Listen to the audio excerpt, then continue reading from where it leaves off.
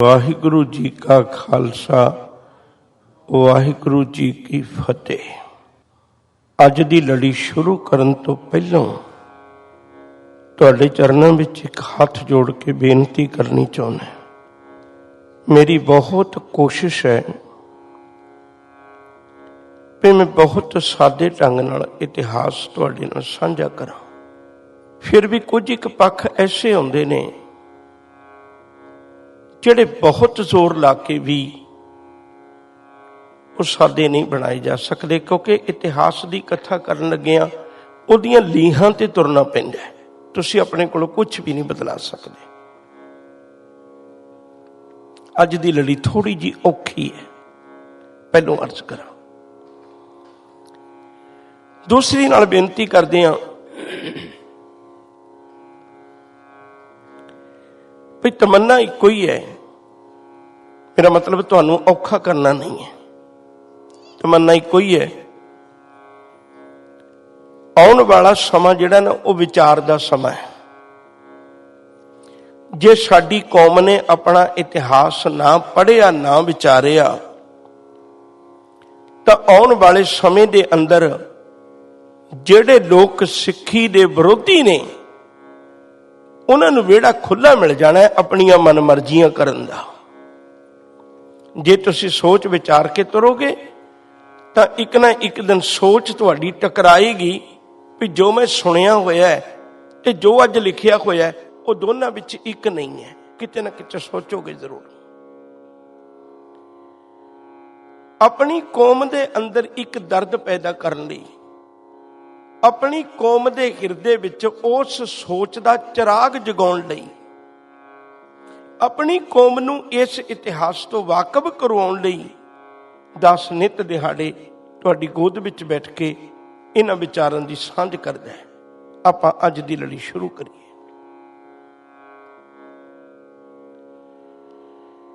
बाबा वीर सिंह नौरंगाबाद वालियां दे डेरे उत्ते हीरा सिंह की भेजी हुई फौज ने हमला करके जिथे बाकी अणगिणत जिंदगियां नूं मौत के कफन विच सवा दिता, उथे नाल ही चेता रखियो इथे सरदार कश्मीरा सिंह ते उहदे नाल दे साथी कुछ एक चढ़ाई कर जांदे ने। हुण इन्हां पापियां ने की कीता, ये सिर लै गए उन्हां दे। खालसे दे अंदर भी एक दर्द जागिया। महाराणी जिंदा के प्रति जिहड़ी उन्हें बेअदबी की, उन्हां दा बिल नहीं पास किया। मन में दर्द जागिया। हीरा सिंह कुछ एक लैके 7 गड्डियां दे उत्ते खालसा राज की जिहड़ी संपत्ति सी उन्होंने लैके लद के तुर चले है। खालसे ने रस्ते विच घेर लिया। कुछ लुकिया भी है, कोशिश भी की, पर खैर मन्ने लगी है ते ओदी मौत हो गई। उन्होंने बुरी मौते मार दिता, जला भी मार दिता। हुण इत्थे खालसे ने भी सिखा ने भी हरी सिंह दा हीरा सिंह दा सिर भी लियांदा, पंडित जल्ले दा सिर भी लियांदा, लाभ सिंह दा सिर भी लियांदा, सोहण सिंह दा सिर भी लियांदा। सोहण सिंह ते लाभ सिंह ये बन के मुखी गए सन बाबा वीर सिंह नौरंगाबाद वाले दे डेरे उत्ते हमला करने वास्ते। जदों उन्हां दा सारियां दा सिर लियांदा, हीरा सिंह दा सिर भी टंग दिता भी इस पापी ने बड़ा लहू पीता है। लाभ सिंह सोहण सिंह इन्हां दे सिर लाहौर दे दरवाजियां ते टंग दिते। पुराने शहरों के दरवाजे हुंदे सन।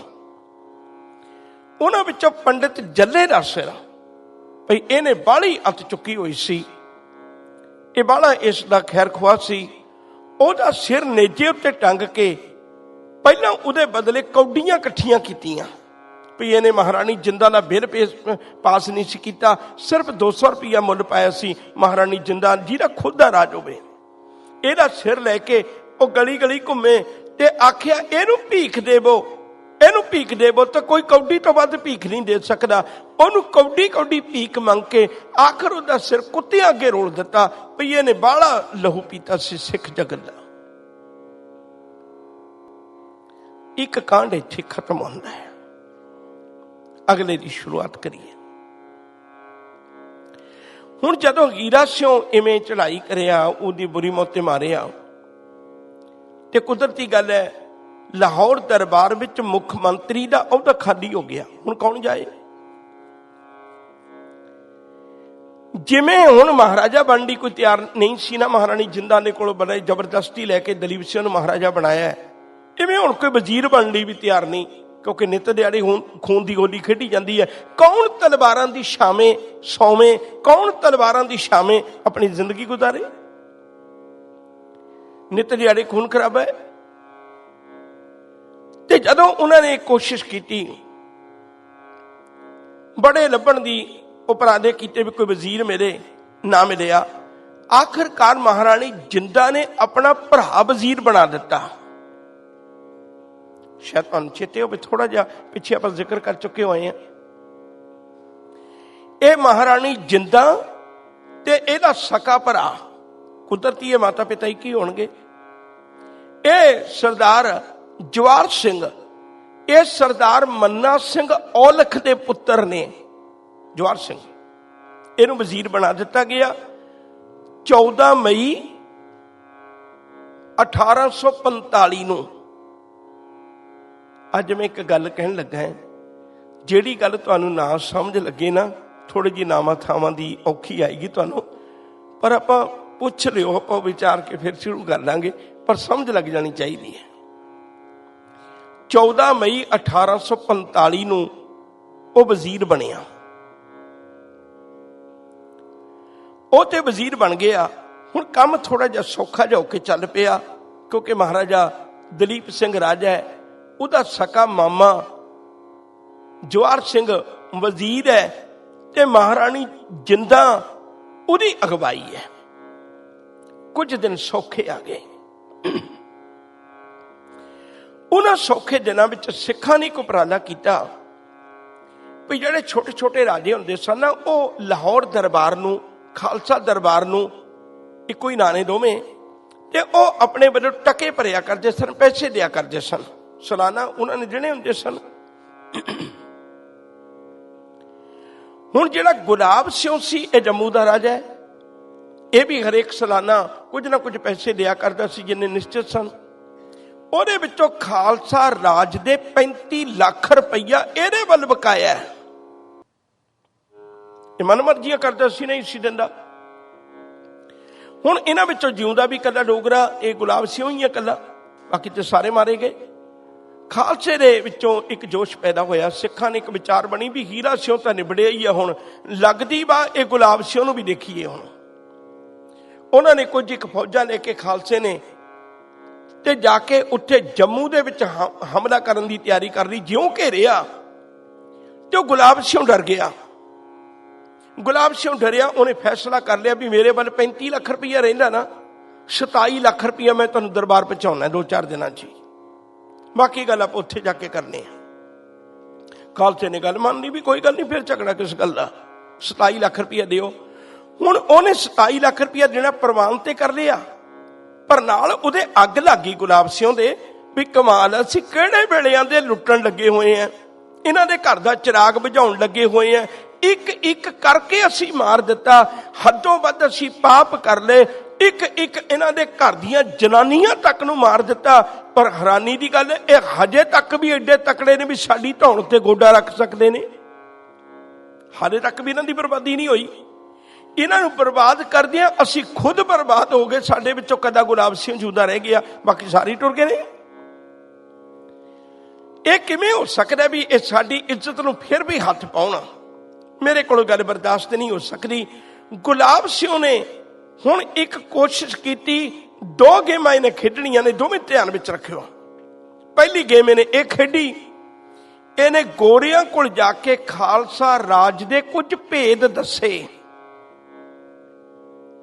तुहाडे लई की औखा, हुण तुसीं आवो, गोरे पहली तैयारी कर रहे हैं, अगे जाके आपां सारी सांझ पावांगे, हाले नहीं। हुण इन्हें गोरियां दे कोल जाके भेद दसे भी इन्हां दे घरोगी जिहड़ी लड़ाई है ना, उहनूं तुसीं इवें जित सकदे हो। पहली गदारी इन्हें एक ये भी कीती नवें कंठ च। दूजी गल, दूजा उपराला इन्हें यह किया भाई जिहड़ा जवाहर सिंह है ना उन्हें हुण काम तोड़ लिया खालसा राज का। ते जे इवें सुख का साह लैन लग पे, जे अज ये सिख मेरे तक पैसे लैन पहुंच गए ने ते कल राज लैन तक पहुंच जाणगे। अगे सिखां दा एका होया सी कित्थे अफगानिस्तान तक, उन्हां दरा खैबर तक, अटक नूं सारे जिन्ने भी हिंदुस्तान विच आउण वाले जालमां दे राह सन वो 3 सन, पिशौर, अटक, दरा खैबर। इहदे राही जिन्ने जालम आउंदे सन वो तिन्ने खालसे ने बंद कीते। इन्हां दी बहादुरी बहुत है। गुलाब सिंह नूं पे होए फिकर ने एक गल मन विच विचार बनाई भी जिवें मेरा भरा करदा रहा है उवें ही मैं करा। जेड़े सहारे नूं लेके खालसे कामयाब होंदे ने मैं उस सहारा तोड़ दियां, मैं उन्हां सिखां दा उस सहारा तोड़ दियां। हुण वजीर जिहड़ा जवाहर सिंह दे आसरे फिर ये तरक्कियां वाले पासे नूं कदम लेके तुरे ने, मैं जवाहर सिंह नूं विचों कड्डां। महाराणी जिंदा दा भरा है, मन्ना सिंह औलख दा पुत्तर है। फिर ख्याल करियो। हुण एक आपां पिछे घटना छड्ड के आए सां, मैनूं पिछोकड़ विचों लैणी पैणी, नहीं गल दी समझ नहीं लगनी। आपां पिछे एक घटना छड्ड के आए सां कि सियालकोट दे किले विचों राणी दातार कौर दे महाराजा रणजीत सिंह दे 2 पुत कश्मीरा सिंह ते पिशौरा सिंह निकले सन। उहदे विचों कश्मीरा सिंह दा कतल किवें होया वो तुहाडे नाल मैं साझा कर चुका होया वां। बाबा वीर सिंह नौरंगाबाद वाले दे डेरे उत्ते जाके हीरा सिंह दी फौजां ने सोहण सिंह ते लाभ सिंह इन्हां ने जाके खत्म कर दिता सी। हुण रही गल पिशौरा सिंह दी, पिशौरा सिंह कई थावां दे उत्ते भटकदा रहा पर इहदे पैर ना लगे। गोरियां कोल भी गया पर इहदे पैर ना लगे। आखिरकार ये अनेकां थावां ते भटकदियां उन्हां दिनां दे विच 1844 दे बिल्कुल एंड विच जाके ਇਹਦਾ कतल करवा दिता गुलाब सिंह ने फतेह खान दे कोलों। ਇਹਦਾ एक बहुत वफादार बंदा फतेह खान दे कोलों गुलाब सिंह ने कतल करवा दिता। जेड़ा वो कतल होया उदा दोष ला दिता इन्हां ने विचार के सरदार जवाहर सिंह इस वजीर दे सिर। मेरा ख्याल है कि तुहानूं समझ लगी होनी है। जवाहर सिंह नूं घरों कड्ढण वास्ते, जवाहर सिंह नूं मारन वास्ते, जवाहर सिंह दा बनन वास्ते, जवाहर सिंह नूं मरवाउण वास्ते, महाराणी जिंदा दे भरा नूं खत्म करन वास्ते, महाराजा दलीप सिंह दे वजीर नूं खत्म करन वास्ते 2 काम कीते। गुलाब सिंह ने एक तां पिशौरा सिंह नूं मरवा दिता, दूजा फतेह खान दे कोलों, दूजा उहदे कतल दा जिहड़ा केस है ना, दोष है वो जवाहर सिंह दे सिर ते मड़ दिता भी इहने कतल करवाया किते यह बंदा मेरे तख्त ते ना बैठ जाए, किते यह आके मुख्यमंत्री ना बन जाए, इसलिए मरवा दिता। सिख सरदार सन जिहड़े इस वेले उन्हां दे पैर उखड़े हुए ने, उन्हां दे कोल आके पंचां दे कोल यह गल पहुंची भई इन्हां जवाहर सिंह ने एक एडा वड्डा पापी महाराजा रणजीत सिंह ने पुत्र मरवा दिता। सिख राज ने 10 कई बारी बेनती करता आया पिछे भी, बाकी कौमां दे विच एक सरदार हुंदा है। हुण कौम ही सरदारां दी इहदी फैसले कौन करे, जिधर नूं वेखदे ने तुर पैंदे ने। यह भी एक वड्डी कमजोरी रही है साडी। हुण जदों इन्हां नूं इह गल दा पता लगा सरदारां नूं, इन्हां ने जवाहर सिंह नूं सद्दा भेजिया भी तूं साडे खालसा पंचायत विच आके मिल।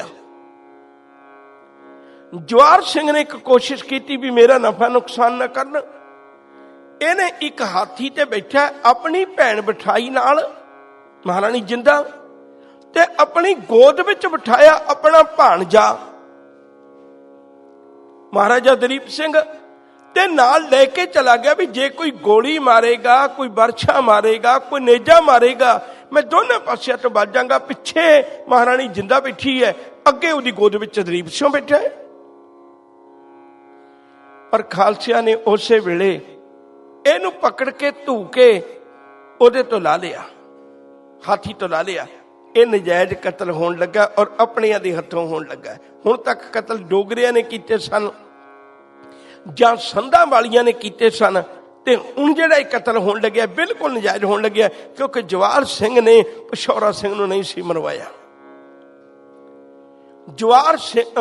ਪਿਸ਼ੌਰਾ ਸਿੰਘ ਨੂੰ ਫਤਿਹ ਖਾਨ ਨੇ ਗਲ ਘੋਟ ਕੇ ਮਾਰਿਆ ਸੀ, ਤਲਵਾਰ ਨਾਲ ਵੀ ਨਹੀਂ ਸੀ ਮਾਰਿਆ, ਧੋਖੇ ਨਾਲ ਗਲ ਘੋਟ ਕੇ ਮਾਰਿਆ ਸੀ।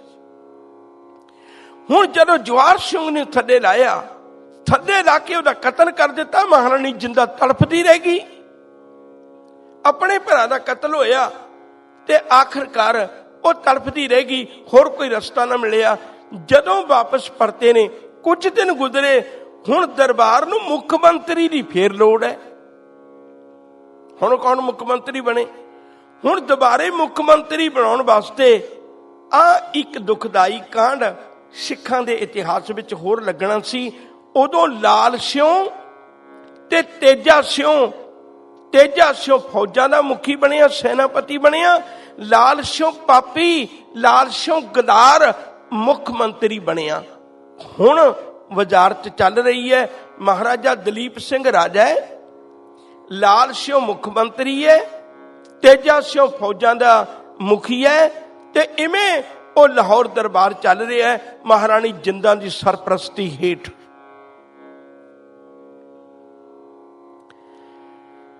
ਹੁਣ ਖਿਆਲ ਕਰੇ, ਜੇ ਸਨ 1845 ਚੱਲ ਰਿਹਾ ਹੈ, ਗੋਰਿਆਂ ਵਾਲੇ ਪਾਸੇ ਹੁਣ ਆਪਾਂ ਜਾਣਾ ਹੈ। ਹੁਣ ਤੱਕ ਗੋਰੇ ਸਨ ਜਿਹੜੇ, ਉਹ ਤਮਾਸ਼ਾ ਦੇਖ ਰਹੇ ਸਨ, ਕਿਉਂਕਿ ਜਿਹੜਾ ਕੰਮ ਉਹਨਾਂ ਨੇ ਕਰਨਾ ਸੀ ਉਹ ਉਹਨਾਂ ਨੂੰ ਕਰਨ ਦੀ ਲੋੜ ਨਹੀਂ ਪਈ, ਉਹ ਅਸੀਂ ਖੁਦ ਹੀ ਕਰ ਲਿਆ।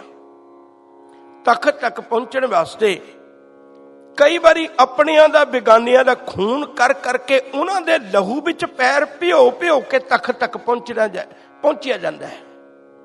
ਤਖਤ ਐਵੇਂ ਨਹੀਂ ਮਿਲਦੇ।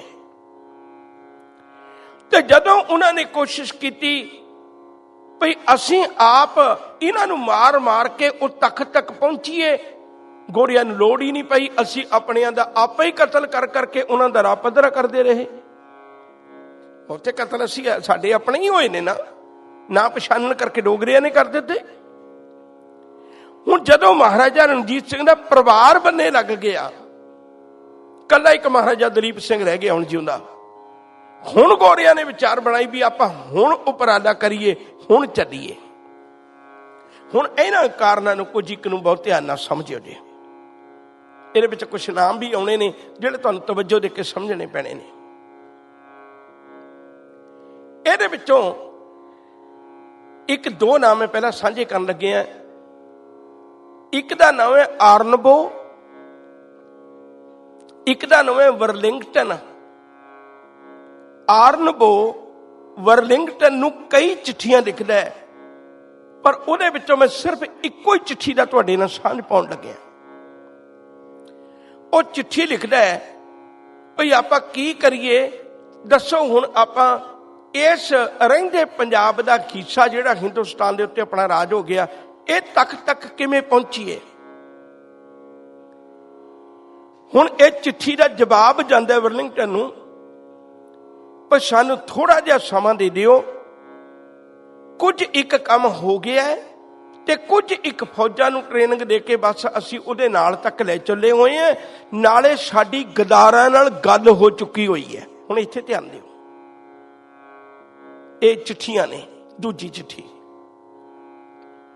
ਤੁਸੀਂ ਅੰਮ੍ਰਿਤਸਰ ਸਾਹਿਬ ਜਾਵੋ, ਉੱਥੇ ਬਕਾਇਦਾ ਇੱਕ ਜਿਹੜਾ ਸ਼ਹਿਰ ਹੈ, ਉਹ ਸ਼ਹਿਰ ਦੇ ਇਲਾਕੇ ਦਾ ਨਾਮ ਹੈ ਲਾਰੈਂਸ ਬਾਜ਼ਾਰ। ਇਹ ਇਸੇ ਗੋਰੇ ਦੇ ਨਾਂ ਤੇ ਹੈ। ਇੱਕ ਲਾਰੈਂਸ ਇਸ ਇਲਾਕੇ ਦੇ ਵਿੱਚ ਗੋਰਿਆਂ ਦੇ ਵਿੱਚੋਂ ਮੁਖੀ ਹੈ। ਗੋਰਿਆਂ ਦੇ ਵਿੱਚੋਂ ਬਾਅਦ ਵਿੱਚ ਇਹ ਨਾਂ ਰੱਖਿਆ ਗਿਆ ਹੈ। ਉਹਦੀ ਘਰ ਵਾਲੀ ਹੈ, ਉਹ ਇੰਗਲੈਂਡ ਆਪਣੀ ਕਿਸੇ ਸਹੇਲੀ ਨੂੰ ਇੱਕ ਚਿੱਠੀ ਲਿਖਦੀ ਹੈ। ਇਹਦੇ ਚ ਬੜੇ ਦਸਤਾਵੇਜ਼ ਪਏ ਨੇ, ਅਸੀਂ ਬਹੁਤ ਕੁਝ ਅਜੇ ਮੈਂ ਤੇ ਇੱਕ ਨਿੱਕਾ ਜਿਹਾ ਕਿਣਕਾ ਫੋਲ ਕੇ ਤੁਹਾਡੇ ਨਾਲ ਸਾਂਝਾ ਕਰ ਰਹੇ ਹਾਂ। ਜੇ ਕਿਤੇ ਸਮੁੱਚਾ ਇਤਿਹਾਸ ਤੁਸੀਂ ਖੁਦ ਵਿਚਾਰੋ ਤੇ ਲੋਕਾਂ ਨੂੰ ਦੱਸੋ, ਸੰਸਾਰ ਤੁਹਾਡੇ ਕਦਮਾਂ ਤੇ ਆਪਣੇ ਹੱਥ ਰੱਖਣ ਲਈ ਤਿਆਰ ਹੋ ਜਾਏਗਾ। ਉਹ ਲਾਰੈਂਸ ਦੀ ਘਰ ਵਾਲੀ ਇੱਕ ਚਿੱਠੀ ਲਿਖਦੀ ਆਪਣੀ ਸਹੇਲੀ ਨੂੰ ਭਈ ਇੱਥੇ ਸਮਾਂ ਤਾਂ ਭਾਵੇਂ 1844-45 ਦਾ ਚੱਲ ਰਿਹਾ ਹੈ, ਪਰ ਸਮਾਂ ਤਾਂ ਭਾਵੇਂ ਨਿਤ ਦਿਹਾੜੇ ਕਤਲੋਗਾਰਦ ਹੋ ਰਹੀ ਹੈ, ਸਮਾਂ ਕੋ ਬਾਲਾ ਚੰਗਾ ਨਹੀਂ ਚੱਲ ਰਿਹਾ, ਪਰ ਅਸੀਂ ਫਿਰ ਵੀ ਇੱਥੇ ਤਾਂ ਰਹਿੰਦੇ। ਸਾਨੂੰ ਇੱਕ ਗੱਲ ਦੀ ਖੁਸ਼ੀ ਹੈ ਭਈ ਆਉਣ ਵਾਲੇ ਥੋੜੇ ਜਿਹੇ ਦਿਨ ਹੀ ਹੋਣਗੇ ਤੇ ਸਾਰੇ ਹਿੰਦੁਸਤਾਨ ਦੇ ਨਕਸ਼ੇ ਉੱਤੇ ਗੋਰਿਆਂ ਦਾ ਰਾਜ ਪੈਦਾ ਹੋ ਜਾਏਗਾ। ਥੋੜੇ ਜਿਹੇ ਦਿਨਾਂ ਦੀ ਗੱਲ ਹੈ, ਅਸੀਂ ਸਾਰੀ ਤਿਆਰੀ ਕਰਦੇ। ਇਹਦਾ ਮਤਲਬ ਮੈਂ ਤੁਹਾਡੇ ਨਾਲ ਚਿੱਠੀਆਂ ਤਾਂ ਸਾਂਝੀਆਂ ਕੀਤੀਆਂ ਨੇ, ਚਿੱਠੀਆਂ ਪਹਿਲਾਂ ਹੁਣ ਜਾਣ ਬਣਿਆ ਹੋਇਆ। ਇੱਕ ਗੱਲ ਸਪਸ਼ਟ ਹੈ ਵੀ ਉਹ ਇਹ ਗੱਲ ਨੂੰ ਚਾਹੁੰਦੇ ਸਨ। ਅਗਲੀ ਗੱਲ ਹੁਣ ਖਿਆਲ ਕਰਿਓ, 1838 ਦੇ ਵਿੱਚ ਗੋਰਿਆਂ ਵੱਲੋਂ ਇੱਕ ਆਕਲੈਂਡ, ਉਹ ਬੰਦਾ ਮਹਿਮਾਨ ਬਣ ਕੇ ਆਇਆ ਸੀ ਮਹਾਰਾਜਾ ਰਣਜੀਤ ਸਿੰਘ ਕੋਲ। ਮਹਾਰਾਜਾ ਰਣਜੀਤ ਸਿੰਘ ਨੇ ਇਹਨੂੰ ਖੁੱਲ੍ਹਾ ਵਿਚਰਨ ਦੇ ਦਿੱਤਾ। ਸਿੱਖਾਂ ਦਾ ਦਿਲ ਵੀ ਬੜਾ ਵੱਡਾ ਨਹੀਂ, ਕਿਤੇ ਇਹ ਵੀ ਮੁਸ਼ਕਲ ਹੈ। ਇਹਨਾਂ ਨੇ ਖੁੱਲ੍ਹਾ ਫਿਰਨ ਦੇ ਦਿੱਤਾ ਵੀ ਤੂੰ ਰਾਜ ਵਿੱਚ ਜਿੱਥੇ ਮਰਜੀ ਫਿਰ। ਹੁਣ ਉਹ ਫਿਰਦਾ ਤਾਂ ਇਵੇਂ ਰਿਹਾ ਵੀ ਜਿਵੇਂ ਮੈਂ ਸੈਰ ਕਰ ਰਿਹਾ ਤੇ ਤੁਹਾਡਾ ਰਾਜ ਭਾਗ ਦੇਖ ਰਹੇ ਹਾਂ, ਪਰ ਉਹਨੇ ਸਾਰੇ ਭੇਦ ਇਹਨਾਂ ਦੇ ਇਕੱਠੇ ਕਰਕੇ ਲੈ ਗਿਆ। 1838 ਦੇ ਵਿੱਚ ਆਕਲੈਂਡ ਨੇ ਜਾ ਕੇ ਸਾਰੇ ਭੇਦ ਇਕੱਠੇ ਕਰ ਲਏ ਵੀ ਕਿਵੇਂ ਸਿੱਖ ਆਪਸ ਵਿੱਚ ਹੀ ਲੜਦੇ ਨੇ, ਕਿਹੜੀਆਂ ਗੱਲਾਂ ਤੋਂ ਮਰ ਮਿਟਣ ਲਈ ਤਿਆਰ ਹੋ ਜਾਂਦੇ ਨੇ, ਕਿਹੜੇ ਰਾਹ ਨੇ, ਕਿਹੜੀਆਂ ਚੀਜ਼ਾਂ ਨੇ ਜਿਨ੍ਹਾਂ ਪਿੱਛੇ ਮਰ ਮਿਟਣ ਲਈ ਤਿਆਰ ਹੋ ਜਾਂਦੇ। ਸਾਰੀਆਂ ਗੱਲਾਂ ਨੋਟ ਕਰਕੇ ਲੈ ਗਿਆ। ਇਹ ਕਾਰਨ ਬਣਦੇ ਜਾ ਰਹੇ ਨੇ ਹੁਣ ਗੋਰਿਆਂ ਨਾਲ ਜੰਗ ਦੇ। ਅਗਲਾ ਕਾਰਨ, ਇੱਕ ਇੱਕ ਗੱਲ ਵੱਲ ਖਿਆਲ ਕਰਿਓ। ਜਦੋਂ ਗੋਰਿਆਂ ਨੇ 1809 ਵਿੱਚ ਮਹਾਰਾਜਾ ਰਣਜੀਤ ਸਿੰਘ ਨੇ ਇੱਕ ਸੰਧੀ ਕੀਤੀ ਸੀ ਵੀ ਸਤਲੁਜ ਦੇ ਇਧਰਲੇ ਪਾਸੇ ਲੁਧਿਆਣੇ ਵਾਲੇ ਪਾਸੇ ਗੋਰਿਆਂ ਦਾ ਰਾਜ ਹੋਏਗਾ, ਅੰਮ੍ਰਿਤਸਰ ਸਾਹਿਬ ਵਾਲੇ ਪਾਸੇ ਸਿੱਖਾਂ ਦਾ ਰਾਜ ਹੋਏਗਾ, ਤੇ ਆਪਣੀ ਕਿਹੜਾ ਕੋਈ ਦੁਸ਼ਮਣੀ, ਆਪਾਂ ਤਾਂ ਮਿੱਤਰਤਾ ਹੀ ਕਰਨੀ ਹੈ। ਇਸ ਲਈ ਜਿਹੜੀ ਸਾਡੀ ਫੌਜ ਲੁਧਿਆਣੇ ਵਿੱਚ ਰਵੇਗੀ ਨਾ 2500 ਰਵੇਗੀ, ਇਸ ਤੋਂ ਵਧੇਕ ਨਹੀਂ। ਫੈਸਲਾ ਇਹ ਕੀਤਾ ਸੀ। ਪਰ ਹੁਣ ਇਹਦੇ ਵਿੱਚੋਂ ਆਉਂਦਿਆਂ ਸਾਰ ਆਕਲੈਂਡ ਨੇ ਇਹ ਫੌਜ 2500 ਦੀ ਬਜਾਏ 8000 ਕਰ ਦਿੱਤੀ। ਇਹ ਤੋਂ ਮਗਰੋਂ ਇੱਥੇ ਹਾਰਡਿੰਗ ਆਇਆ ਹੈ, ਇਹਨੂੰ ਵੀ ਨਾਂ ਨੂੰ ਚੇਤੇ ਰੱਖਿਓ, ਬੜੀ ਦੂਰ ਤੱਕ ਇਹਨੇ ਕੰਮ ਆਉਣਾ ਹੈ। ਮਿਸਟਰ ਹਾਰਡਿੰਗ ਆਇਆ, ਉਹਨੇ ਚੁੱਕ ਕੇ ਫੌਜ 32000 ਕਰ ਦਿੱਤੀ। ਇਹ ਵੀ ਇੱਕ ਕਾਰਨ ਸੀ ਵੀ ਅਸੀਂ ਆਉਣ ਵਾਲੇ ਸਮੇਂ 'ਚ ਪੰਜਾਬ ਦੀ ਧਰਤੀ ਤੇ ਕਬਜ਼ਾ ਕਰਨਾ ਹੈ। ਹੁਣ ਬਸ ਕਬਜ਼ਾ ਹੋਣਾ ਇਹਨਾਂ ਦਾ। ਅਗਲਾ ਕਾਰਨ, ਇੱਕ ਮਿਸਲਾਂ ਦੇ ਵਿੱਚੋਂ ਭੰਗੀ ਮਿਸਲ ਹੈ, ਬੜਾ ਨਾਮਣਾ ਰੱਖਦੀ ਸੀ ਇਹ। ਭੰਗੀ ਮਿਸਲ ਦੇ ਵਿੱਚੋਂ ਇੱਕ ਚੰਗਾ ਸਰਦਾਰ ਸੀ, ਸਰਦਾਰ ਧੰਨਾ ਸਿੰਘ। ਇਹਦਾ ਬੜਾ ਨਾਮਣਾ ਸੀ। ਸਰਦਾਰ ਧੰਨਾ ਸਿੰਘ ਦੇ ਘਰ ਔਲਾਦ ਕੋਈ ਨਹੀਂ ਸੀ। ਉਹ ਚੜ੍ਹਾਈ ਕਰ ਗਿਆ। ਉਹਦੀ ਘਰਵਾਲੀ ਨੂੰ ਇਹ ਮਿਸਲ ਦਾ ਮੁਖੀਆ ਬਣਾ ਕੇ ਜਾਂ ਇਸ ਇਲਾਕੇ ਦਾ ਮੁਖੀਆ ਬਣਾ ਕੇ, ਉਹਦਾ ਨਾਮ ਹੈ ਬੀਬੀ ਲਛਮਣ ਕੌਰ, ਉਹਨੂੰ ਇਹ ਸਰਦਾਰੀ ਦੇ ਦਿੱਤੀ। ਲਛਮਣ ਕੌਰ ਨੂੰ ਇੱਕ ਗੱਲ ਕਹਿ ਦਿੱਤੀ ਵੀ ਤੇਰੇ ਪਤੀ ਨੇ ਖਾਲਸਾ ਰਾਜ ਦੀ ਖਾਤਰ ਲਹੂ ਡੋਲਿਆ ਹੋਇਆ ਹੈ, ਜਦੋਂ ਤੈਨੂੰ ਲੋੜ ਪਵੇ ਖਾਲਸਾ ਤੇਰੀ ਮਦਦ ਵਿੱਚ ਖਲੋਵੇਗਾ। ਹੁਣ ਲਛਮਣ ਕੌਰ ਨੂੰ ਜਦੋਂ ਵੀ ਲੋੜ ਪੈਂਦੀ ਹੈ ਤੇ ਉਹਦੀ ਮਦਦ ਕਰਦੇ ਨੇ ਖਾਲਸੇ। ਇੱਕ ਗੱਲ ਹੁਣ ਇੱਥੇ ਮੈਂ ਛੋਟੀ ਜਿਹੀ ਦੁਖਦਾਈ ਕਹਿਣ ਲੱਗਿਆ, ਕਿਸੇ ਨੇ ਮਨ ਨੂੰ ਨਾ ਟੁੰਬੇ। ਇਹ ਕੁਦਰਤੀ ਗੱਲ ਹੈ, ਜਿਨ੍ਹਾਂ ਦੀ ਔਲਾਦ ਨਹੀਂ ਨਾ ਹੁੰਦੀ ਉਹਨਾਂ ਦਾ ਫਿਰ ਇੱਕ ਆਮ ਜਿਹਾ ਸਿਸਟਮ ਹੈ ਵੀ ਉਹਨਾਂ ਦੀ ਜਿਹੜੀ ਜਾਇਦਾਦ ਹੁੰਦੀ ਹੈ ਉਹਦਾ ਵਾਰਸ ਉਹ ਬਣਦਾ ਜਿਹੜਾ ਉਹਦੀ ਸੇਵਾ ਕਰ ਰਿਹਾ ਹੋਵੇ। ਸੌਖੀ ਜੀ ਗੱਲ ਹੈ। ਹੁਣ ਖਾਲਸਾ ਰਾਜ ਸੇਵਾ ਕਰ ਰਿਹਾ ਲਛਮਣ ਕੌਰ ਦੀ, ਤੇ ਕੁਦਰਤੀ ਉਹਦੀ ਸੰਪਤੀ ਦੇ ਉੱਤੇ, ਉਹਦੀ ਜਾਇਦਾਦ ਦੇ ਉੱਤੇ ਖਾਲਸੇ ਦਾ ਕੌਣ ਹੈ। ਲੰਮਾ ਸਮਾਂ ਪਾ ਕੇ ਉਹ ਚੜ੍ਹਾਈ ਕਰ ਗਈ ਤੇ ਉਹਦੀ ਜ਼ਮੀਨ ਜਾਇਦਾਦ ਦੇ ਉੱਤੇ ਖਾਲਸੇ ਨੇ ਆਪਣਾ ਅਧਿਕਾਰ ਜਮਾਉਣਾ ਚਾਹਿਆ। ਹੈਰਾਨੀ ਦੀ ਗੱਲ ਹੈ, ਉਹਦੇ ਉੱਤੇ ਗੋਰਿਆਂ ਨੇ ਆਪਣਾ ਕਬਜ਼ਾ ਕਰ ਲਿਆ। ਇੱਕ ਘਰ ਨੇ ਵੀ ਬਣਿਆ, ਉਹਨਾਂ ਨੇ ਛਡਾਉਣਾ ਚਾਹਿਆ ਪਰ ਉਹ ਨਹੀਂ ਮੰਨੇ। ਖਾਲਸੇ ਦੇ ਮਨ ਵਿੱਚ ਅਣਖ ਜਾਗੀ। ਅਗਲੀ ਗੱਲ,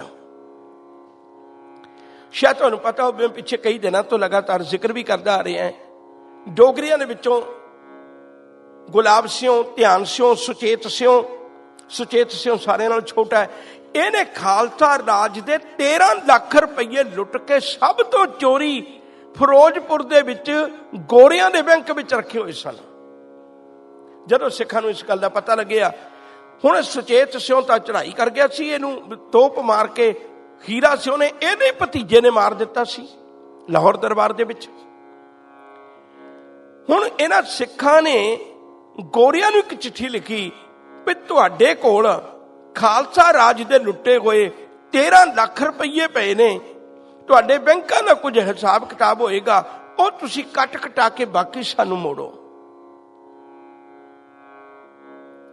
गोरिया ने साफ जवाब दे दिता भी तुहानू एक आना नहीं इहदे चों मिल सकदा, 13 ਦੇ 13 ਲੱਖ रुपये साडे ने।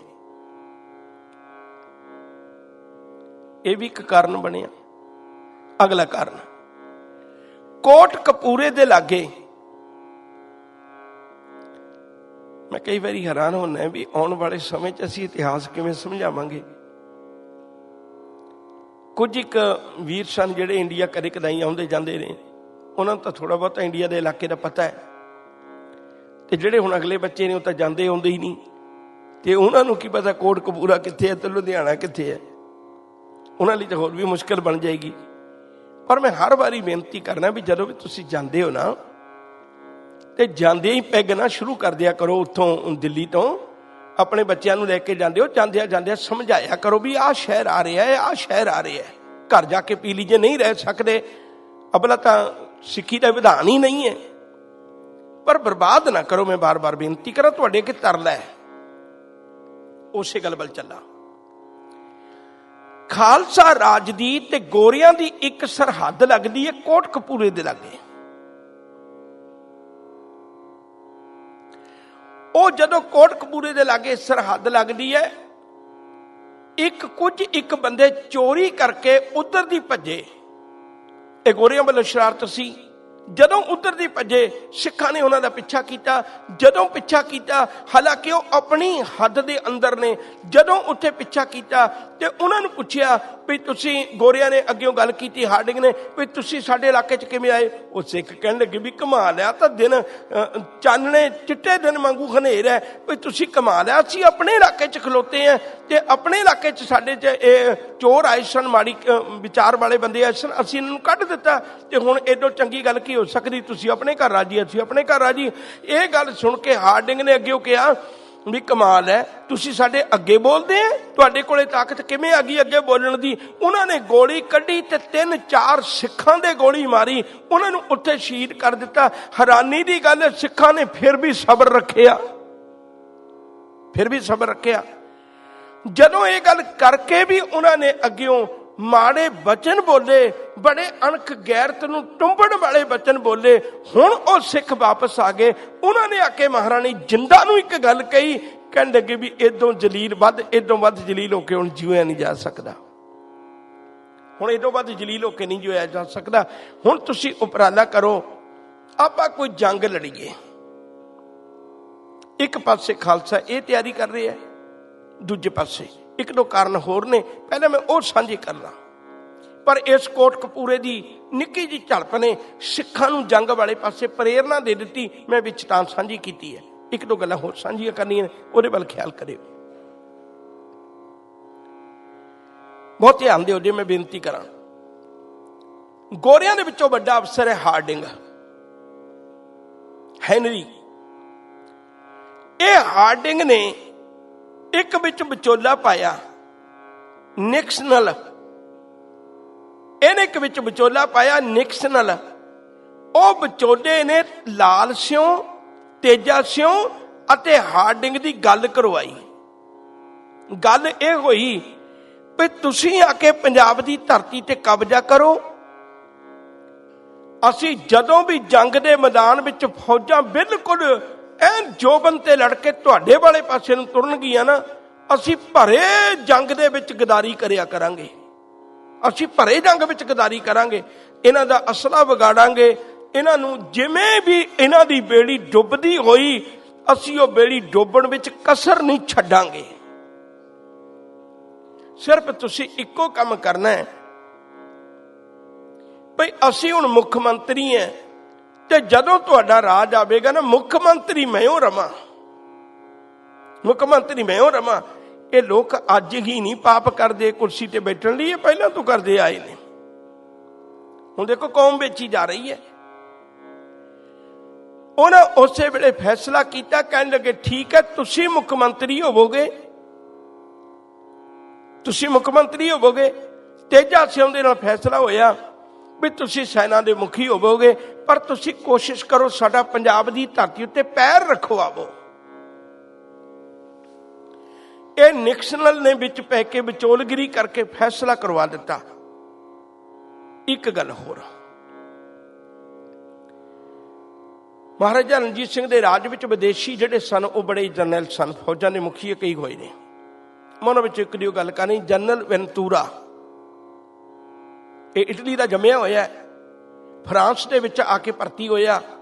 जदों नपोलियन ने वाटरलू की जंग लड़ी, तुसीं कदे ख्याल करियो, जिन्हां दिनां विच महाराजा रणजीत सिंह ने चलाइयां ने उन्हां दिनां च ये नपोलियन ने जंग लड़े ने, वाटरलू की जंग लड़ी, ਉਹਦੇ ਵਿੱਚ ਹਾਰ ਗਿਆ। ਇਹ ਜਿਹੜਾ ਜਨਰਲ ਵੈਂਤੂਰਾ ਸੀ ਇਹ ਕਈ ਥਾਵਾਂ ਤੇ ਘੁੰਮਦਾ ਵਿਚਰਦਾ ਹੈ, ਮਹਾਰਾਜਾ ਰਣਜੀਤ ਸਿੰਘ ਕੋਲ ਆ ਗਿਆ। 2500 ਰੁਪਏ ਮਹੀਨੇ ਉੱਤੇ ਰੱਖਿਆ ਗਿਆ। ਹਾਲਾਂਕਿ ਇਹਦਾ ਕਿਸੇ ਵੀ ਮੁਹਿੰਮ ਦੇ ਵਿੱਚ ਕੋਈ ਬਹੁਤਾ ਹਿੱਸਾ ਨਹੀਂ ਹੈ, ਫਿਰ ਵੀ ਇਸ ਪਾਸੇ ਰਿਹਾ। ਇਹਨੇ ਜਦੋਂ ਅੱਗੇ ਖਾਲਸਾ ਰਾਜ ਦੇ ਦਿਨ ਮਾੜੇ ਆਏ, ਇਹਨੇ ਵੇਖਿਆ ਵੀ ਹੁਣ ਮੇਰੀ ਇੱਥੇ ਦਾਲ ਨਹੀਂ ਗਲਦੀ, ਇਹ ਵਾਪਸ ਚਲਾ ਗਿਆ। ਜਾਂਦਾ ਹੋਇਆ ਲੁਧਿਆਣੇ ਵਿੱਚ ਉਸ ਸਿੱਖਾਂ ਦੇ ਰਾਜ ਦੇ ਗੁੱਝੇ ਭੇਦ ਵੇਚ ਗਿਆ। ਇਹ ਪਾਪੀ ਪੈਸਾ ਲੈ ਕੇ ਤੁਰ ਗਿਆ।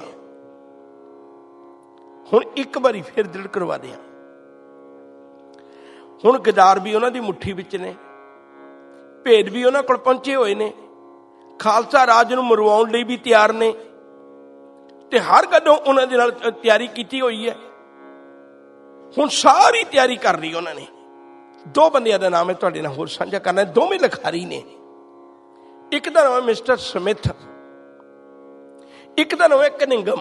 ਕਨਿੰਗਮ ਦਾ ਇਤਿਹਾਸ ਤੁਸੀਂ ਕਦੇ ਨਾ ਕਦੇ ਸੁਣਿਆ ਹੋਏਗਾ, ਬੜਾ ਪ੍ਰਸਿੱਧ ਲਿਖਾਰੀ ਹੋਇਆ, ਬਹੁਤ ਪ੍ਰਸਿੱਧ ਲਿਖਾਰੀ ਹੈ ਗੋਰਿਆਂ ਚੋਂ।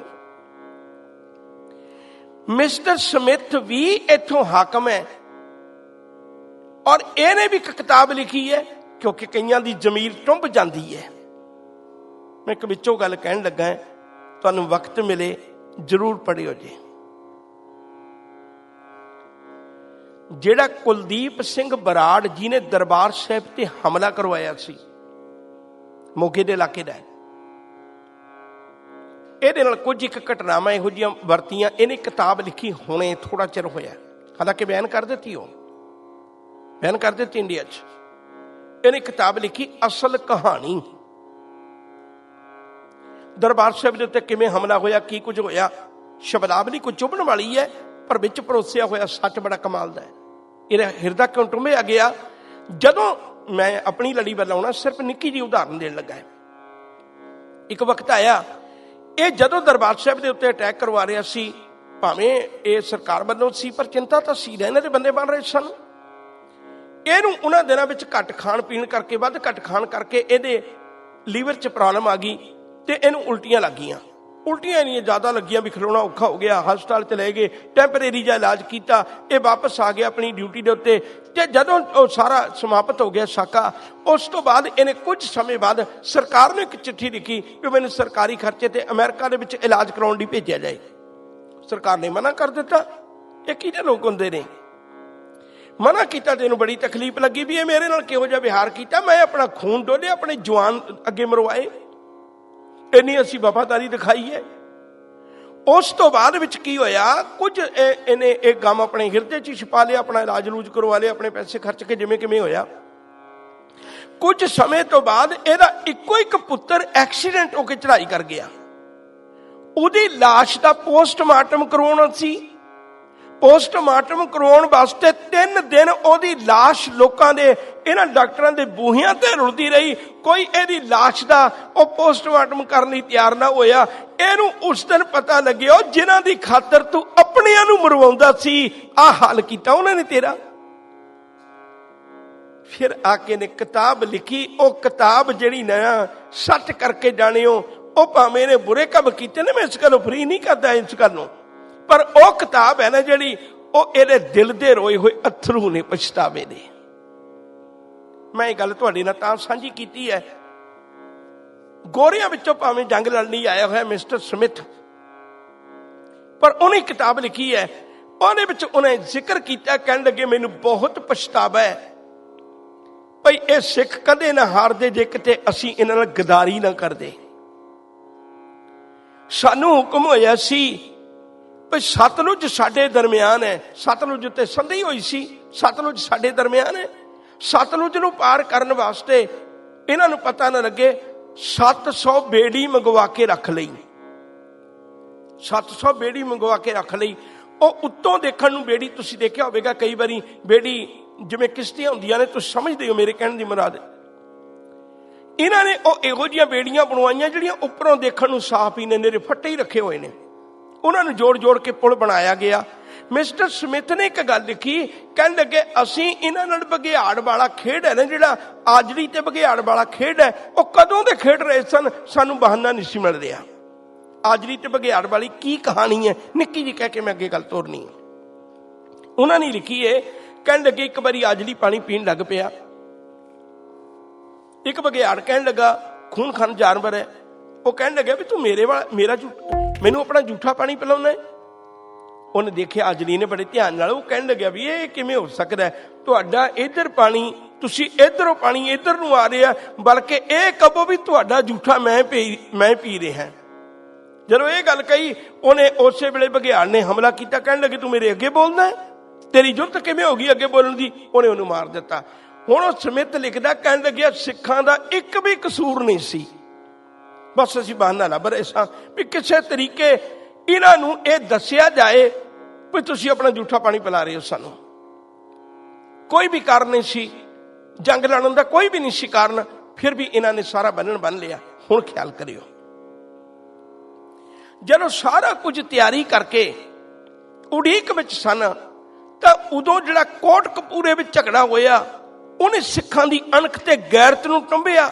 ਮਹਾਰਾਣੀ ਜਿੰਦਾ ਕੋਲ ਆ ਕੇ ਉਹਨਾਂ ਬੇਨਤੀ ਪੁਕਾਰ ਕੀਤੀ ਵੀ ਸਾਡੇ ਕੋਲੋਂ ਇੰਨਾ ਜ਼ਲੀਲ ਹੋ ਕੇ ਹੁਣ ਨਹੀਂ ਜੇ ਹੋਇਆ ਜਾਂਦਾ, ਹੁਣ ਤੁਸੀਂ ਕਿਰਪਾ ਕਰੋ, ਆਪਾਂ ਕੋਈ ਜੰਗ ਦੀ ਤਿਆਰੀ ਕਰੀਏ।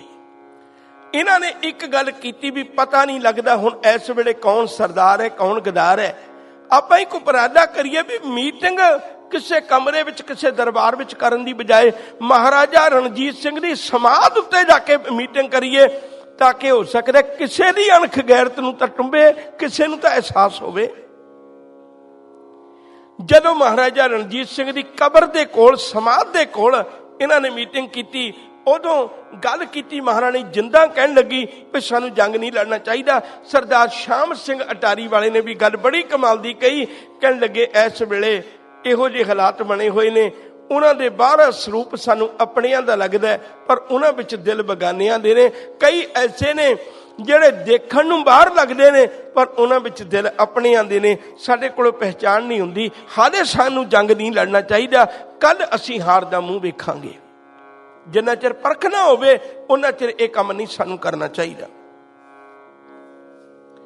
ਮਹਾਰਾਣੀ ਜਿੰਦਾ ਨੇ ਵੀ ਰੋਕਿਆ, ਸ਼ਾਮ ਸਿੰਘ ਅਟਾਰੀ ਵਾਲੇ ਨੇ ਵੀ ਰੋਕਿਆ, ਹੋਰ ਪ੍ਰਮੁੱਖ ਸਰਦਾਰਾਂ ਨੇ ਰੋਕਿਆ ਵੀ ਸਾਨੂੰ ਇਹ ਕੁਛ ਨਹੀਂ ਕਰਨਾ ਚਾਹੀਦਾ। ਉਸੇ ਵੇਲੇ ਲਾਲ ਸਿਉਂ ਖੜਾ ਹੋ ਗਿਆ, ਕਹਿਣ ਲੱਗਾ ਕਮਾਲ ਹੈ, ਤੇ ਤੁਸੀਂ ਆਪਣੀ ਇੱਜ਼ਤ ਗੈਰਤ ਸਭ ਕੁਝ ਮਿੱਟੀ ਵਿੱਚ ਮਿਲਾਉਣ ਲਈ ਤੁਰ ਪਏ ਹੋ। ਸਾਨੂੰ ਇਸ ਵੇਲੇ ਜੰਗ ਲੜਨਾ ਹੀ ਚਾਹੀਦਾ। ਤੁਸੀਂ ਕਿਸੇ ਵੇਲੇ ਖਾਲਸੇ ਹੋ ਜਿਹਦੀ ਈਨ ਦੁਨੀਆ ਵਾਲੇ ਦੂਜੇ ਮੰਨਦੇ ਰਹੇ ਨੇ, ਤੇ ਤੁਸੀਂ ਇਸ ਵੇਲੇ ਇਹਨਾਂ ਦੀ ਈਨ ਮੰਨਣ ਲੱਗੇ ਹੋ। ਇਤਿਹਾਦਕੋਂ ਨੇ ਇਹੋ ਜਿਹੀ ਤਕਰੀਰ ਕੀਤੀ, ਲਾਲ ਸਿਉਂ ਨੇ, ਜੰਗ ਦੀ ਸਲਾਹ ਹਟੀ ਹੋਈ, ਦੁਬਾਰੇ ਤਿਆਰ ਕਰਦੇ ਬੰਦੇ ਵੀ ਜੰਗ ਲੜਿਆ ਜਾਏਗਾ। ਜੰਗ ਦੀ ਹੁਣ ਤਿਆਰੀ ਹੋ ਗਈ। ਇਹਨਾਂ ਪਾਪੀਆਂ ਨੇ ਸੁਨੇਹੇ ਤਾਂ ਭੇਜ ਹੀ ਦੇਣੇ ਸਨ, ਗੋਰਿਆਂ ਨੂੰ ਵੀ ਸੁਨੇਹੇ ਭੇਜ ਦਿੱਤੇ। ਹੁਣ ਇੱਕ ਪਾਸੇ ਗੋਰਿਆਂ ਦੀ ਫੌਜ, ਇੱਕ ਪਾਸੇ ਸਿੱਖਾਂ ਦੀ ਫੌਜ। ਹੁਣ ਧਿਆਨ ਦਿਓ, ਜੇ ਮੈਂ ਬੇਨਤੀ ਕਰਾਂ ਵਾਰ-ਵਾਰ ਤੁਹਾਡੇ ਚਰਨਾਂ ਵਿੱਚ। ਗੋਰਿਆਂ ਦੀ ਫੌਜ ਦੇ ਉਹਨਾਂ ਨੇ 3 ਟੁਕੜੀਆਂ ਬਣਾਈਆਂ। ਇੱਕ ਫੌਜ ਲਾਈ ਹੈ ਅੰਬਾਲੇ ਵਾਲੇ ਪਾਸੇ। ਫਿਰ ਜੇ ਤੁਸੀਂ ਕਿਤੇ ਦੇਖੋ ਪੰਜਾਬ ਦੀ ਧਰਤੀ ਤੇ ਜਾ ਕੇ ਤੁਹਾਨੂੰ ਪਤਾ ਲੱਗ ਜਾਏਗਾ, ਅੰਬਾਲਾ, ਲੁਧਿਆਣਾ, ਫਿਰੋਜ਼ਪੁਰ, ਇਹ 3 ਪੱਖ ਨੇ। ਇਹਨਾਂ ਗੋਰਿਆਂ ਨੇ 3 ਜਗ੍ਹਾ ਤੇ ਹੁਣ ਆਪਣੀ ਫੌਜ ਲਾਈ ਹੈ। ਅੰਬਾਲੇ ਲਾਈ ਹੈ, ਅੰਬਾਲੇ ਜਿਹੜੀ ਫੌਜ ਲਾਈ ਉਹਦਾ ਮੁਖੀਆ ਲਾਇਆ ਹਿਊ ਗਫ। ਜਿਹੜੀ ਫੌਜ ਇਹਨਾਂ ਨੇ ਲੁਧਿਆਣੇ ਲਾਈ ਹੈ ਉਹਦਾ ਮਾਲਕ ਲਾਇਆ, ਉਹਦਾ ਮੁਖੀਆ ਲਾਇਆ, ਉਹਦਾ ਜਰਨੈਲ ਲਾਇਆ, ਉਹ ਫੌਜ ਦਾ ਮੁਖੀਆ ਲਾਇਆ ਹਾਰਡਿੰਗ। ਇਹਦੀ ਬਾਰ-ਬਾਰ ਲੋੜ ਪੈਣੀ ਹੈ, ਇਹ ਗੱਲ ਚੇਤੇ ਰੱਖਿਓ ਜੀ। ਗੱਫ ਨੇ ਵੀ ਕਈ ਲੜਾਈਆਂ ਲੜਨੀਆਂ ਨੇ ਤੇ ਇਹਨੇ ਹਾਰਡਿੰਗ ਨੇ ਵੀ ਕਈ ਲੜਨੀਆਂ ਨੇ। ਜਿਹੜਾ ਫਿਰੋਜ਼ਪੁਰ ਦਾ ਇਲਾਕਾ ਹੈ ਉੱਥੇ ਫੌਜ ਹੈ ਸਿਰਫ 7000। ਉੱਥੇ ਜਿਹੜਾ ਮੁਖੀਆ ਬੈਠਾ ਉਹਦਾ ਨਾਮ ਹੈ ਲਿਟਲਰ। ਇਹ 3 ਪਾਸੇ ਗੋਰਿਆਂ ਦੀ ਫੌਜ ਲੱਗੀ ਹੋਈ ਆ। ਹੁਣ ਸਿੱਖਾਂ ਨੇ ਇੱਕ ਗੱਲ ਵਿਚਾਰ ਬਣਾਈ, ਸਰਦਾਰਾਂ ਨੇ, ਵੀ ਆਪਾਂ ਜਿਹੜਾ ਜੰਗ ਲੜੀਏ ਉਹ ਲੜੀਏ ਫਿਰੋਜ਼ਪੁਰ ਵਾਲੇ ਪਾਸੇ ਤੋਂ, ਕਿਉਂਕਿ ਇੱਥੇ ਫੌਜ ਘੱਟ ਹੈ, ਪੈਸਾ ਬਹੁਤ ਪਿਆ, ਕਿਉਂਕਿ ਗੋਰਿਆਂ ਦਾ ਜਿੰਨਾ ਪੈਸਾ ਸੀ, ਜਿੰਨਾ ਅਸਲਾ ਸੀ, ਉਹ ਫਿਰੋਜ਼ਪੁਰ ਵਿੱਚ ਹੁੰਦਾ ਸੀ। ਅੱਜ ਵੀ ਫਿਰੋਜ਼ਪੁਰ ਛਾਉਣੀ ਇੱਕ ਵੱਖਰਾ ਆਪਣਾ ਇਲਾਕਾ ਹੈ, ਫੌਜ ਦਾ ਬੜਾ ਵੱਡਾ ਪ੍ਰਭਾਵ ਸੀ ਉੱਥੇ। ਤੇ ਉੱਥੇ 45 ਤੋਂ 50 ਲੱਖ ਰੁਪਈਆ ਉਸ ਵੇਲੇ ਪਿਆ ਸੀ ਗੋਰਿਆਂ ਦਾ। ਦੂਜੀ ਗੱਲ ਹੈ, ਜਿੰਨਾ ਅਸਲਾ ਪਿਆ ਸੀ ਉਹ ਵੀ ਉੱਥੇ ਪਿਆ ਸੀ। ਤੀਜੀ ਗੱਲ ਹੈ, ਜਿਹੜਾ ਦਿੱਲੀ ਵਾਲੇ ਪਾਸੇ ਤੋਂ ਮਦਦ ਆਉਂਦੀ ਸੀ ਉਹ ਵੀ ਉਹਨਾਂ ਨੂੰ ਉੱਥੇ ਫਿਰੋਜ਼ਪੁਰ ਪਹੁੰਚਦੀ ਸੀ। ਸਾਰਾ ਉਹਨਾਂ ਦਾ ਪ੍ਰਬੰਧ ਸੀ ਉਸ ਗੱਲ 'ਚ। ਸਿੱਖਾਂ ਨੇ ਵਿਚਾਰ ਕੀਤੀ ਵੀ ਆਪਣੇ ਉਹਨਾਂ ਕੋਲ ਫੌਜ 7000, ਆਪਣੇ ਕੋਲ 11000, ਉਹਨਾਂ ਕੋਲ ਥੋੜੀ ਜਿਹੀਆਂ ਤੋਪਾਂ, ਆਪਣੇ ਕੋਲ ਨੇ 60 ਤੋਪਾਂ। ਫੌਜ ਥੋੜੀ, ਅਸਲਾ ਬਹੁਤਾ, ਫੌਜ ਆਪਣੇ ਕੋਲ ਜ਼ਿਆਦਾ, ਉਹਨਾਂ ਦੀ ਥੋੜੀ। ਤੇ ਉੱਥੇ ਖਜ਼ਾਨਾ ਬਹੁਤਾ, ਅਸਲਾ ਬਹੁਤਾ, ਖਜ਼ਾਨਾ ਲੁੱਟ ਲਾਂਗੇ, ਹਥਿਆਰ ਲੁੱਟ ਲਾਂਗੇ, ਤੇ ਆਪਣੇ ਲਈ ਤਾਂ ਕੋਈ ਵੱਡੀ ਮੁਸ਼ਕਿਲ ਹੀ ਨਹੀਂ ਹੈ ਜੰਗ ਲੜਨਾ। ਇਹ ਤਾਂ ਕੋਈ ਵੱਡੀ ਮੁਸ਼ਕਿਲ ਹੀ ਨਹੀਂ ਹੈ। ਅਸੀਂ ਤੇ ਅੱਜ ਕੱਲ ਭਲਕੇ ਉਹਨਾਂ ਦੀ ਧਰਤੀ ਤੇ ਪੈਰ ਰੱਖਿਆ। ਹੁਣ ਜਦੋਂ ਇਹ ਗੱਲ ਲਾਲਸਿਆਂ ਨੂੰ ਵੀ ਨਹੀਂ ਸੀ ਇਸ ਗੱਲ ਦਾ ਪਤਾ। ਜਦੋਂ ਉਹਨਾਂ ਨੇ ਜੰਗ ਆਪਣੀ ਫਿਰੋਜ਼ਪੁਰ ਦੇ ਲਾਗੇ ਲੜਨ ਲੱਗੇ ਨੇ, ਉਦੋਂ ਉਸ ਲਿਟਲਰ ਨੇ ਸੁਨੇਹਾ ਭੇਜਿਆ ਲਾਲਸਿਆਂ ਨੂੰ ਨਿਕਸਨਲ ਦੇ ਰਾਹੀਂ ਹੀ, ਬਈ ਤੂੰ ਕੀ ਕਰਨ ਲੱਗਿਆ ਲਾਲਸਿਆਂ, ਤੂੰ ਸਾਨੂੰ ਇੱਥੇ ਮਰਵਾ ਦੇਂਗਾ, ਤੇਰੀਆਂ ਗਦਾਰੀਆਂ ਦਾ ਕੀ ਮੁੱਲ ਹੋਇਆ, ਤੂੰ ਇੱਥੇ ਫਿਰੋਜ਼ਪੁਰ ਦੇ ਵਿੱਚ ਹਮਲਾ ਨਾ ਕਰਨ ਦੇਵੀਂ। ਇੱਕ ਗੱਲ ਚੇਤਾ ਰੱਖੀ, ਫਿਰ ਅਸੀਂ ਲੁੱਟੇ ਜਾਵਾਂਗੇ, ਫਿਰ ਸਾਡਾ ਪੰਜਾਬ ਤਾਂ ਕੀ ਸਾਰੇ ਹਿੰਦੁਸਤਾਨ 'ਚ ਪੈਰ ਨਹੀਂ ਲੱਗਣਾ। ਤੂੰ ਵੇਖੀ ਕਿਤੇ ਫਿਰੋਜ਼ਪੁਰ ਦੇ ਵਿੱਚ ਜੰਗ ਨਾ ਲੜਨ ਦੇਵੀਂ। ਇਹਨਾਂ ਸਿੱਖ ਸਰਦਾਰਾਂ ਨੇ, ਸਾਨੂੰ ਪਤਾ ਹੈ ਖੋਪਰੀਆਂ ਲਵਾ ਸਕਦੇ ਨੇ, ਸਾਨੂੰ ਪਤਾ ਹੈ ਹਾਥੀ ਦੇ ਉੱਤੇ ਚੜ੍ਹ ਕੇ ਮਾਰ ਸਕਦੇ ਨੇ ਗਜਪਤ ਵਰਗਿਆਂ ਨੂੰ, ਸਾਨੂੰ ਪਤਾ ਹੈ ਇਹ ਤੇ ਬਚਿੱਤਰ ਸਿੰਘ ਵਰਗੇ ਹਾਥੀਆਂ ਦੇ ਮੂੰਹ ਮੋੜ ਸਕਦੇ ਨੇ, ਸਾਡੇ ਕੋਲੇ ਬਰਦਾਸ਼ਤ ਨਹੀਂ ਜੇ ਹੋਣੇ। ਵੇਖੀ ਕਿਤੇ ਰੱਬ ਦਾ ਵਾਸਤਾ ਤੂੰ ਇੱਥੇ ਹਮਲਾ ਨਾ ਕਰਵਾ ਦੀ। ਹੁਣ ਦੇਖੋ ਕਿੱਡੇ ਭੋਲੇ ਨੇ। ਲਾਲ ਸਿੰਘ ਨੂੰ ਪਤਾ ਲੱਗਿਆ, ਉਹਨੇ ਉਸੇ ਵੇਲੇ ਆਪਣੇ ਸਰਦਾਰਾਂ ਨੂੰ ਇੱਕ ਤਕਰੀਰ ਕੀਤੀ। ਕਹਿਣ ਲੱਗੇ, ਖਾਲਸਾ ਜੀ, ਆਪਾਂ ਜੇ ਇੱਥੇ ਫਿਰੋਜ਼ਪੁਰ ਜੰਗ ਲੜੇ, ਲਿਟਲਰ ਤਾਂ ਛੋਟਾ ਜਿਹਾ ਅਫਸਰ ਹੈ, ਇਹਦੇ ਨਾਲ ਜੰਗ ਲੜ ਕੇ ਆਪਾਂ ਕੀ ਖੱਟਾਂਗੇ ਤੇ ਤੁਹਾਡਾ ਕੀ ਨਾਂ ਹੋਏਗਾ। ਤੁਸੀਂ ਜੰਗ ਲੜਨੀ, ਵੱਡੇ ਅਫਸਰ ਨਾਲ ਜੰਗ ਲੜੋ, ਇਹਦੇ ਨਾਲ ਜੰਗ ਨਾ ਲੜੋ। ਇਹ ਕਿੱਡੀ ਕੁ ਵੱਡੀ ਗੱਲ ਹੈ। ਛੋਟੇ ਅਫਸਰ ਨਾਲ ਜੰਗ ਲੜ ਕੇ ਆਪਾਂ ਨੂੰ ਕੀ ਪ੍ਰਾਪਤ ਹੋਣਾ ਹੈ, ਕਿੰਨਾ ਕੁ ਨਾਮ ਹੋ ਜਾਏਗਾ। ਤੁਹਾਡੇ ਉੱਚੇ ਨਿਸ਼ਾਨ, ਤੁਹਾਡੀ ਉੱਚੀ ਸ਼ਾਨ। ਤੇ ਕੱਲ ਤੁਸੀਂ ਗੁਰੂ ਗੋਬਿੰਦ ਸਿੰਘ ਜੀ ਨੇ ਬਚਨ ਆਖੇ ਸਨ ਵੀ ਮੈਂ ਇੱਕ ਸਵਾ ਲੱਖ ਨਾਲ ਲੜਾਵਾਂਗਾ, ਤੇ ਇਹਨਾਂ ਛੋਟੇ ਜਿਹੇ ਬੰਦਿਆਂ ਨਾਲ ਲੜ ਕੇ ਤੇ ਤੁਸੀਂ ਗੁਰੂ ਗੋਬਿੰਦ ਸਿੰਘ ਦੀ ਇੱਜ਼ਤ ਨੂੰ ਦਾਗ ਲਾਵੋਗੇ, ਖਾਲਸੇ ਦੇ ਨਿਸ਼ਾਨ ਨੂੰ ਦਾਗੀ ਕਰੋਗੇ। ਤੁਹਾਨੂੰ ਇੱਥੇ ਜੰਗ ਨਹੀਂ ਲੜਨੀ ਚਾਹੀਦੀ। ਸਿੱਖਾਂ ਨੇ ਕਹਿਤਾ ਵੀ ਦੱਸੋ ਕਿੱਥੇ ਲੜੀਏ, ਇੱਥੇ ਨਹੀਂ ਲੜਨੀ, ਦੱਸੋ ਕਿੱਥੇ ਲੜੀਏ। ਹੁਣ ਇਹ ਪਾਪੀ ਫਿਰੋਜ਼ਪੁਰ ਤੋਂ ਬਿਲਕੁਲ ਜਿੱਤਣ ਵਾਲੀ ਫੌਜ ਨੂੰ ਲੈ ਕੇ ਵਾਪਸ ਮੁਦਕੀ ਆ ਗਿਆ। ਮੁਦਕੀ ਲੁਧਿਆਣੇ ਦੇ ਹੀ ਲਾਗੇ ਹੈ, ਸਮਝ ਲਓ, ਮੈਂ ਸੌਖਾ ਜਿਹਾ ਕਰਦੀ ਹਾਂ। ਮੁਦਕੀ ਉਹ ਰੇਤਲਾ ਇਲਾਕਾ ਹੈ। ਹਰਨਾਮ ਸਿੰਘ ਸ਼ਹਿਰਾਈ, ਉਹਨੇ ਇੱਕ ਮੁਦਕੀ ਦੇ ਜੰਗ ਦੀ ਗੱਲ ਲਿਖੀ ਹੈ। ਉਹਨੇ ਲਿਖਿਆ ਤਾਂ ਨਾਵਲ ਟਾਈਪ ਹੈ, ਨਾਵਲ ਦੇ ਵਿੱਚ ਬਹੁਤੀ ਇਮੈਜੀਨੇਸ਼ਨ ਹੁੰਦੀ ਹੈ, ਅਸਲੀਅਤ ਘੱਟ ਹੁੰਦੀ ਹੈ। ਪਰ ਉਹਨੇ ਇੱਕ ਗੱਲ ਬੜੀ ਪਿਆਰੀ ਲਿਖੀ ਹੈ। ਕਹਿਣ ਲੱਗੇ, ਮੁਦਕੀ ਦਾ ਇਲਾਕਾ ਰੇਤਲਾ ਇਲਾਕਾ ਹੈ, ਜਿਹੜਾ ਕਦੇ ਪਾਣੀ ਨਾਲ ਨਹੀਂ ਸੀ ਰੱਜਦਾ, ਅੱਜ ਇਹ ਲੋਕ ਆਪਣੇ ਖੂਨ ਨਾਲ ਰਜਾਉਣ ਤੁਰੇ ਨੇ ਉਹਨੂੰ। ਜਿਹੜਾ ਕਦੇ ਪਾਣੀ ਨਾਲ ਵੀ ਨਹੀਂ ਨਾ ਰੱਜਦਾ, ਅੱਜ ਦੋਨੇ ਪਾਸਿਆਂ ਤੋਂ ਖੂਨ ਡੋਲ ਕੇ ਉਹਨੂੰ ਖੂਨ ਨਾਲ ਰਜਾਉਣ ਚੱਲੇ ਨੇ। ਦੋਨਾਂ ਪਾਸਿਆਂ ਤੋਂ ਫੌਜਾਂ ਡਟ ਗਈਆਂ, ਤੇ ਜਦੋਂ ਫੌਜਾਂ ਡਟੀਆਂ ਉਦੋਂ ਭਾਵੇਂ ਇਹ ਔਖਾ ਸੀ, ਫਿਰ ਵੀ ਇਧਰਲੇ ਪਾਸੇ ਜ਼ਿਆਦਾ ਫੌਜ ਇਹਨਾਂ ਦੀ ਇਕੱਠੀ ਹੋ ਕੇ ਆ ਗਈ। ਤੇ ਇਹਨਾਂ ਗੋਰਿਆਂ ਦੀ ਜਦੋਂ ਇਹ ਲੜੇ, ਸਿੱਖ ਸਰਦਾਰਾਂ ਦੇ ਅੰਦਰ ਇੰਨਾ ਕੁ ਜੋਸ਼ ਸੀ, ਮਹਾਰਾਜਾ ਰਣਜੀਤ ਸਿੰਘ ਦੀਆਂ ਗੱਲਾਂ ਉਹਨਾਂ ਨੂੰ ਚੇਤੇ ਆਉਂਦੀਆਂ ਸੀ ਵੀ ਵੇਖਿਓ ਕਿਤੇ ਜਦੋਂ ਗੋਰੇ ਆ ਕੇ ਪੈਰ ਰੱਖਣਗੇ ਨਾ, ਉਹ ਮੇਰੀ ਆਤਮਾ ਦੇ ਉੱਤੇ ਪੈਰ ਰੱਖਣਗੇ, ਮੇਰੀ ਜ਼ਮੀਰ ਤੇ ਪੈਰ ਰੱਖਣਗੇ। ਸਿੱਖਾਂ ਨੂੰ ਇਸ ਗੱਲ ਦਾ ਅਹਿਸਾਸ ਸੀ। ਇੰਨਾ ਕੁ ਹੂਲ ਕੇ ਲੜੇ, ਇੰਨਾ ਕੁ ਭੱਜ ਕੇ ਲੜੇ, ਅੱਗੇ ਹੋ ਕੇ ਲੜੇ। ਇਹਨਾਂ ਨੇ ਗੋਰਿਆਂ ਦੇ ਇੱਕ ਵਾਰੀ ਪੈਰ ਉਖਾੜ ਦਿੱਤੇ। ਪੂਰੇ ਜੋਬਨ ਤੇ ਜੰਗ ਹੈ। ਦਿਨ ਦਾ ਵੀ ਬਹੁਤਾ ਹਿੱਸਾ ਲੰਘ ਚੁੱਕਿਆ ਹੋਇਆ ਸੀ, ਦੁਪਹਿਰ ਤੋਂ ਬਾਅਦ ਕਰੀਬ ਇਹ ਜੰਗ ਸ਼ੁਰੂ ਹੁੰਦੀ ਹੈ। ਪੂਰੇ ਜੋਬਨ ਉੱਤੇ ਜੰਗ ਹੈ। ਸਿੱਖਾਂ ਦੇ ਮਨਾਂ ਵਿੱਚ ਹੌਸਲੇ ਨੇ, ਜਕਾਰੇ ਛੱਡੇ ਜਾ ਰਹੇ ਨੇ, ਕਿਰਪਾਨਾਂ ਖੜਕਦੀਆਂ ਤੇ ਬੜੀ ਦੂਰ ਤੱਕ ਇਹਨਾਂ ਨੇ ਮੱਲ ਮਾਰਨ ਦੀ ਤਿਆਰੀ ਕਰੀ ਹੋਈ ਹੈ ਔਰ ਮੱਲਾਂ ਮਾਰਦੇ ਵੀ ਜਾ ਰਹੇ ਨੇ। ਜਦੋਂ ਡੋਗਰਿਆਂ ਦੇ ਵਿੱਚੋਂ ਮਾਫ ਕਰਨਾ, ਜਦੋਂ ਲਾਲ ਸਿਉਂ ਨੂੰ ਇਸ ਗੱਲ ਦਾ ਪਤਾ ਲੱਗਾ, ਉਧਰ ਵੱਲੋਂ ਸੁਨੇਹਾ ਆਇਆ ਨਿਕਸਨ ਦੇ ਰਾਹੀਂ ਹੀ ਵੀ ਤੂੰ ਕੀ ਕਰਨ ਲੱਗਿਆ ਹੋਇਆ, ਇਹ ਤਾਂ ਸਾਡੇ ਪੈਰ ਉਖੇੜ ਗਏ ਇਹਨਾਂ ਨੇ ਤੇ ਅੱਜ ਕੱਲ ਭਲਕੇ ਇੱਥੇ ਬੜੀ ਦੂਰ ਤੱਕ ਸਾਡਾ ਇਲਾਕਾ ਮੰਨ ਲੈਣਾ, ਤੂੰ ਕੁਝ ਨਾ ਕੁਝ ਕਰ। ਲਾਲ ਸਿਉਂ ਪਾਪੀ ਨੇ ਉਧਰ ਸੂਰਜ ਛਿਪਣ ਦਾ ਮੌਕਾ ਆਇਆ, ਸ਼ਾਮ ਦਾ ਮੌਕਾ ਆਇਆ ਹੋਇਆ, ਉਧਰ ਇਹਨੇ ਆਪਣੀ ਫੌਜ ਨੂੰ ਹੁਕਮ ਦੇ ਦਿੱਤਾ ਵੀ ਜੰਗ ਦੇ ਮੈਦਾਨ ਵਿੱਚੋਂ ਭੱਜ ਲਈਏ, ਆਪਾਂ ਜੰਗ ਜਿੱਤਿਆ ਨਹੀਂ ਜਾਣਾ। ਪਰ ਇਹ ਕੋਈ ਜੋਬਨ ਦੇ ਵਿੱਚੋਂ ਐਨ ਪੂਰੇ ਖਾਲਸੇ ਦੇ ਹੱਥ ਆਏ ਹੋਏ ਮੈਦਾਨ ਵਿੱਚੋਂ ਇਹ ਪਾਪੀ ਲਾਲ ਸਿਉਂ ਆਪਣੀਆਂ ਫੌਜਾਂ ਲੈ ਕੇ ਭੱਜ ਗਿਆ। ਜਿਹੜੇ ਮਗਰੋਂ ਕੁਝ ਸਿੱਖ ਸਰਦਾਰ ਦਰਦੀ ਰਹਿ ਗਏ, ਉਹ ਜੰਗ ਲੜਦੇ ਰਹੇ ਤੇ ਆਖਰ ਜਦੋਂ ਜ਼ਖਮੀ ਹੋ ਜਾਂਦੇ ਸਨ, ਰਾਤ ਦੇ ਸਮੇਂ ਸੰਗੀਨਾਂ ਲੈ ਲੈ ਕੇ ਆਪਣੇ ਵੱਲੋਂ ਮਸਾਲਾ ਜਗਾ ਜਗਾ ਕੇ ਉਹਨਾਂ ਮੋਰਚਿਆਂ ਵਿੱਚ ਬੈਠੇ ਹੋਏ ਸਿੱਖਾਂ ਨੂੰ ਸੰਗੀਨਾਂ ਮਾਰ ਮਾਰ ਕੇ ਉਹਨਾਂ ਨੇ ਮਾਰ ਦਿੱਤਾ ਗੋਰਿਆਂ ਨੇ। ਇਹ ਖਾਲਸੇ ਰਾਜ ਦੀ ਜਿੱਤ ਹੋਈ ਵੀ ਇਹਨਾਂ ਪਾਪੀਆਂ ਨੇ ਐਨ ਪੂਰੇ ਮੌਕੇ ਸਿਰ ਗਦਾਰੀ ਕਰਕੇ ਉਹਦੀ ਜਿੱਤ ਨੂੰ ਹਾਰ ਵਿੱਚ ਬਦਲ ਕੇ ਰੱਖ ਦਿੱਤਾ। ਇਹ ਮੁਦਕੀ ਦਾ ਪਹਿਲਾ ਜੰਗ ਹੈ। ਇਸ ਤੋਂ ਬਾਅਦ 2 ਜੰਗ ਹੋਰ ਹੋਣੇ ਨੇ, ਉਹ ਤੁਹਾਡੇ ਨਾਲ ਆਉਣ ਵਾਲੇ ਦਿਨਾਂ 'ਚ ਸਾਂਝੇ ਕਰਾਂਗਾ। ਫਿਰ ਮੈਂ ਤੁਹਾਡੇ ਕੋਲੋਂ ਖਿਮਾ ਮੰਗਣਾ। ਲੜੀ ਥੋੜੀ ਜੀ ਔਖੀ ਸੀ, ਮੇਰੀ ਤਮੰਨਾ ਤੇ ਸੀ ਤੁਹਾਨੂੰ ਬਹੁਤ ਸੌਖੀ ਕਰਕੇ ਸਮਝਾਵਾਂ, ਸਾਂਝੀ ਕਰਾਂ, ਤੇ ਹੋ ਸਕਦਾ ਮੈਨੂੰ ਆਸ ਹੈ ਵੀ ਤੁਹਾਨੂੰ ਇਸ ਗੱਲ ਦੀ ਨੇੜਤਾ ਬਣੀ ਹੋਵੇਗੀ। ਫਿਰ ਵੀ ਤੁਸੀਂ ਆਪਣੇ ਇਤਿਹਾਸ ਨੂੰ ਵਾਚੋ, ਗੁਰੂ ਵਾਲੇ ਬਣੀਏ, ਗੁਰੂ ਚਰਨਾਂ ਵਿੱਚ ਜੁੜੀਏ। ਮਾਣਮੱਤਾ ਇਤਿਹਾਸ ਹੈ, ਅਸੀਂ ਨਹੀਂ ਸਾਂ ਹਾਰਦੇ। ਪਰ ਸਾਨੂੰ ਜਦੋਂ ਵੀ ਸਮਿਥ ਨੇ ਇੱਕ ਗੱਲ ਵੀ ਲਿਖੀ ਹੈ ਇਸੇ ਜੰਗ ਦੇ ਬਾਰੇ ਵਿੱਚ, ਕਹਿਣ ਲੱਗੇ ਅਸੀਂ ਕੋਈ ਵੀ ਰਾਤ ਇੰਨੀ ਔਖੀ ਨਹੀਂ ਕੱਟੀ, ਕੋਈ ਵੀ ਜੰਗ ਅਸੀਂ ਇੰਨਾ ਔਖਾ ਨਹੀਂ ਲੜਿਆ ਜਿੰਨਾ ਇਹ ਔਖਾ ਲੜਿਆ। ਅਸੀਂ ਤਾਂ ਹੈਰਾਨ ਹੈ ਵੀ ਜੇ ਕਿਤੇ ਸਾਨੂੰ ਖੁਸ਼ੀ ਤੇ ਹੋਈ ਹੈ। ਕਨਿੰਗਮ ਨੇ ਵੀ ਗੱਲ ਲਿਖੀ, ਹਾਲਾਂਕਿ ਉਹਨੂੰ ਨੌਕਰੀ ਤੋਂ ਕੱਢ ਦਿੱਤਾ ਗਿਆ ਸੀ। ਵੀ ਤੂੰ ਸੱਚ ਕਿਉਂ ਲਿਖਿਆ, ਉਹਨੂੰ ਨੌਕਰੀ ਤੋਂ ਕੱਢ ਦਿੱਤਾ ਗਿਆ ਸੀ।